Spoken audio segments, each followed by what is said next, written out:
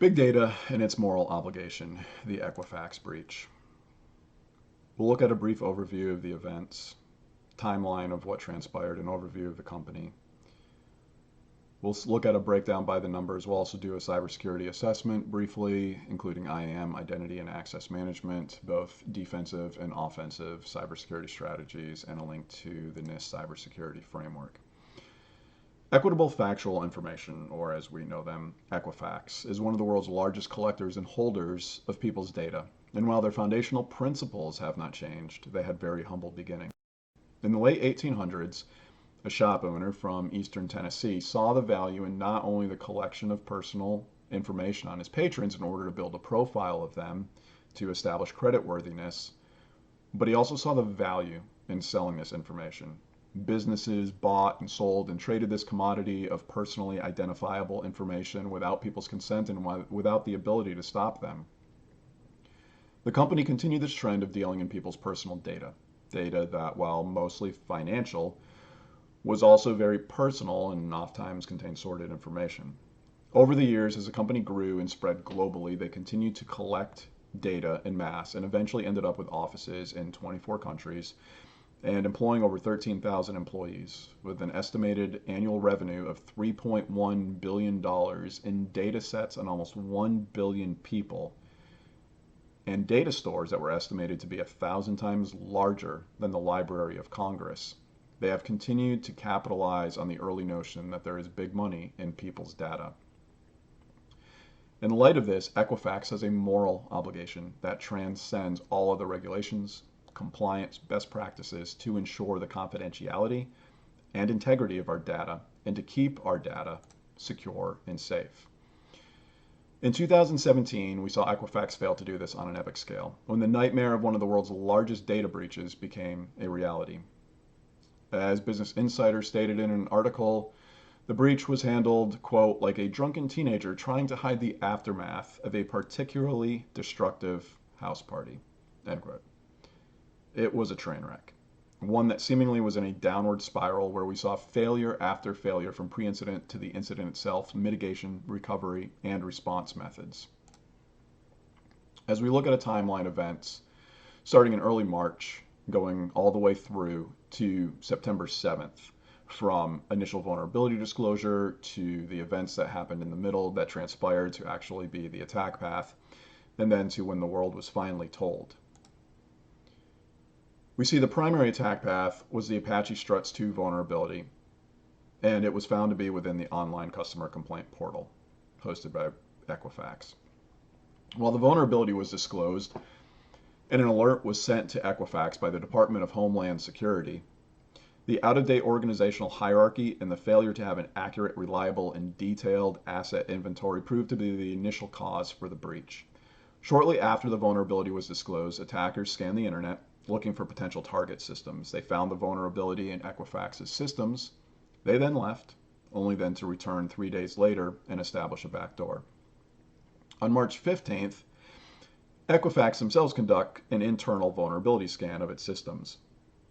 But unfortunately, due to the scan being misconfigured, they never discovered the website as vulnerable, and without an up-to-date asset inventory, nothing gets patched.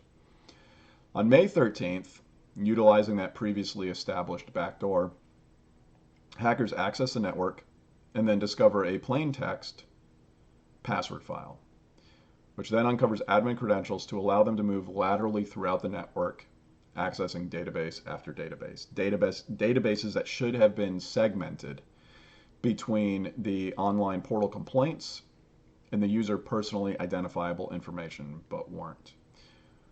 While it is a secondary attack vector, it could be cited as the most crucial, as the non-segmented databases and the unsecured passwords allowed them to access 48 databases in total, one for each state in the continental US, and install 30 web shells running over 9,000 queries to eventually let them discover the gold mine of data that was inside their systems. The hackers start extracting the data through legacy expired certificates, which were also found within Equifax systems. And since the network security appliance also had an expired cert and it was misconfigured with default configurations, it wasn't able to decrypt the data and then properly detect it as anomalous and to thereby stop it.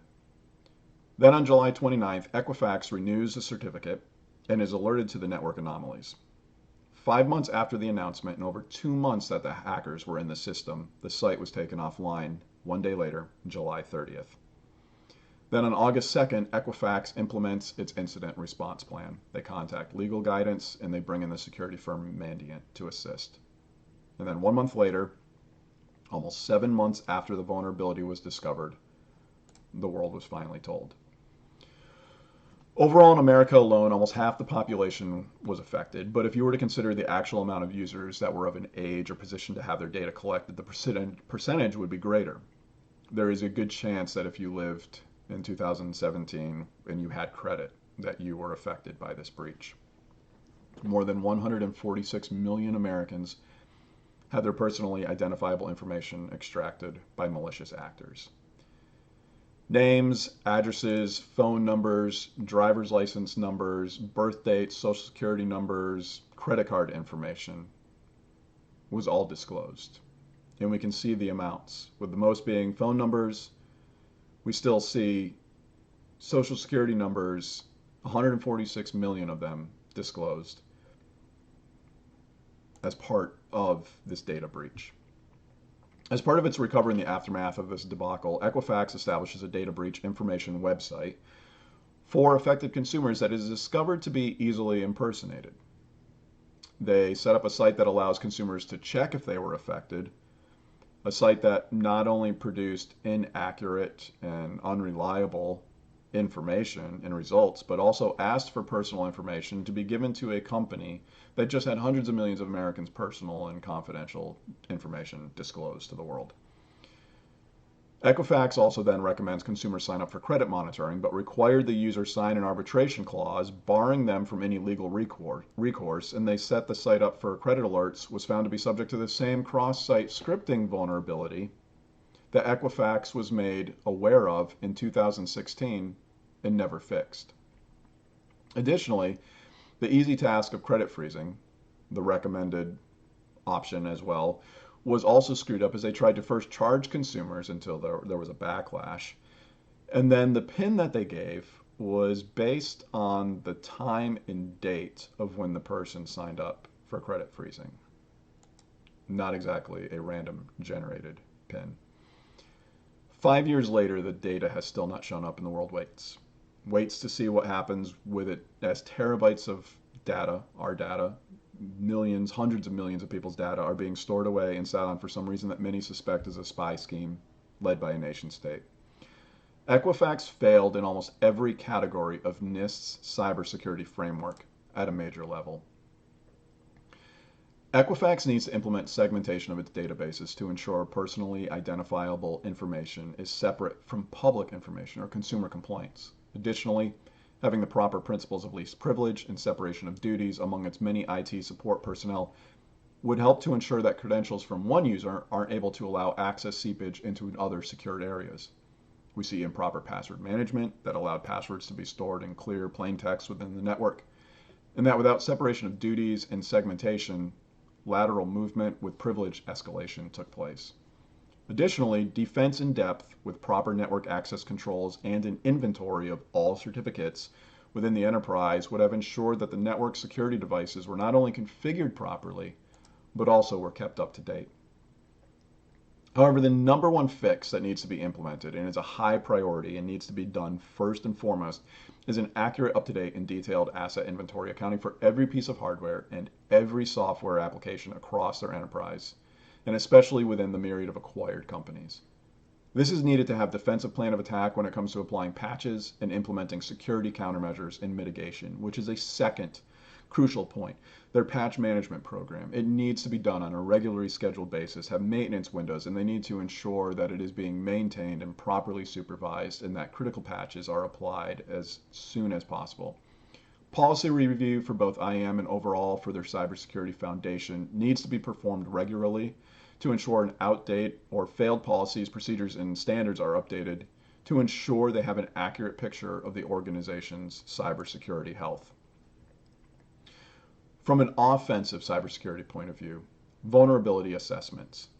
Penetration testing and social engineering, along with cybersecurity awareness training, should be implemented on a regular basis. The vulnerability assessments and penetration testing would build off of updated asset inventories and policies and integrate their patch management program to help identify and mitigate any security vulnerabilities in legacy systems that need to be replaced or updated or patched. All in all, these steps will help to foundationally integrate cybersecurity within the organization, and establishing a cyber awareness program to reward and educate users would help to build a culture of cybersecurity in the organization. Additionally, basing these strategies and policies on existing frameworks such as the NIST CSF or cybersecurity framework will assist in lowering their attack surface and identifying risks so that they can better secure their environment. This data breach is a training ground to help companies see how not to handle a data breach and what not to do for cybersecurity, and more importantly, to learn from this as every instance is critiqued and picked apart the world over, to hopefully make better decisions and create foundationally secure cybersecurity practices. Equifax simply must do better. And any company that is now tasked as being the collectors and holders of our data must do better. They must secure their systems. It is a moral obligation.